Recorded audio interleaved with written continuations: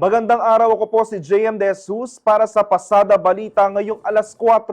7 individual ang naaresto matapos masabat ang humigit kumulang 12,500 na kilo ng hinihinalang hot meat sa isang operasyon sa Marilao, Bulacan itong Miyerkules, August 20. Nasa 2.3 million pesos ang halaga ng naturang mga nakuhang produkto. Ayon sa ulat ng Marilao Police, nadiskubre ang iligal na kargamento ng mamamataan ng Barangay Peacekeeping and Action Team ng Santa Rosa 1 ang paglipat ng karne mula sa isang wing van papunta sa refrigerated van.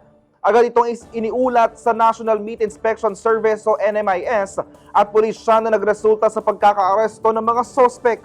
Nasamsamang 435 na kahon ng karne na agad itinurn over sa Marilao Police Station at kalaunan ay dinala sa NMIS para sa tamang pag-dispose. Nasa kustodiya ng pulisya mga sospek habang iniahanda ang kasong kriminal laban sa kanila sa ilalim ng Republic Act 9296 o ang Meat Inspection Code of the Philippines.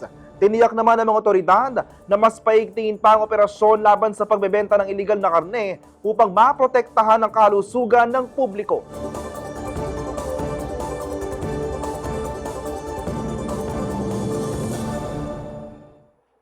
Abangan ang iba pang mga balita mamayang alas 6 ng gabi sa CLTV 36 News. Ako po si JM De Jesus. Magandang araw po.